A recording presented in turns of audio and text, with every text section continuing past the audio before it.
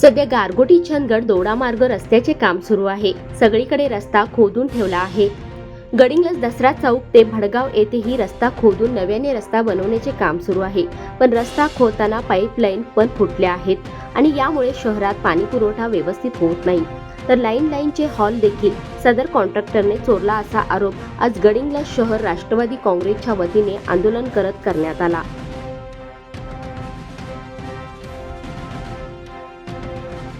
काय बोर्डवर काय म्हणे या हरामखोरांनी दोघांना किती दिवस झालं पाणी नाही? 8 दिवस झाले. गेले 8 दिवस झाले. कॉन्ट्रॅक्टर कोण आहे?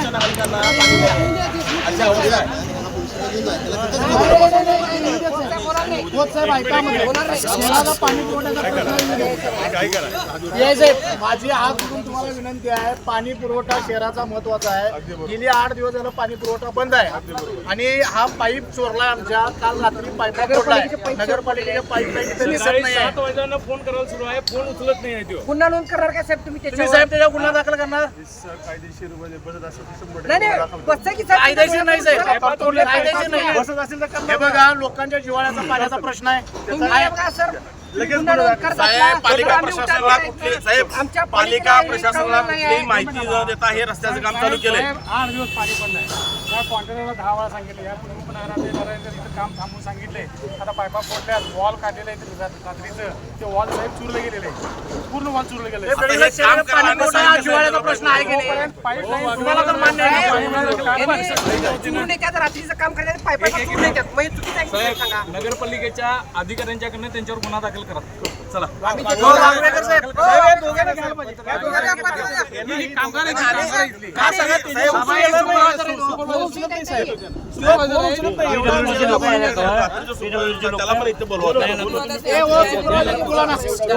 नेमका काय प्रकार घडलाय? या कॉन्ट्रॅक्टरने रात्रीचं काम सुरू केलं। या ठिकाणी हॉल आहे मोठा, हा हॉल सगळा जेसीबीने उतरून टाकला।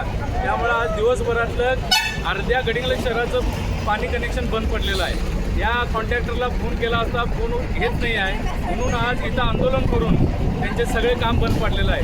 जोपर्यंत या रस्त्याचं डागडुजी व्यवस्थित करत नाही, ह्या पाण्याचा प्रश्न मिटवत नाही, हे हॉल सगळे बसवून देत नाही, तोपर्यंत ह्याला काम करू देणार नाही।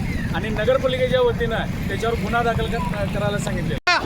गडिंग्लज शहराचा पाणी पुरवठा आज प्रभाग क्रमांक 11 असेल, प्रभाग क्रमांक 10 असेल आणि प्रभाग क्रमांक 9 मधील काही भाग असेल।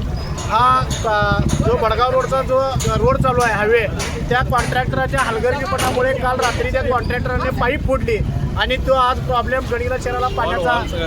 आणि सगळ्यात महत्त्वाचं म्हणजे त्या कॉन्ट्रॅक्टरनं हॉल चोरीला नेलं आहे आणि पाईप चोरीला नेलं आहे। त्या कॉन्ट्रॅक्टवर गुन्हा दाखल झाला पाहिजे असं मी पोलीस निरीक्षकांना, आपण सर्व राष्ट्रवादीचे सर्व नगरसेवक, उपनगराध्यक्ष यांनी आम्ही आज सांगितलेलं आहे।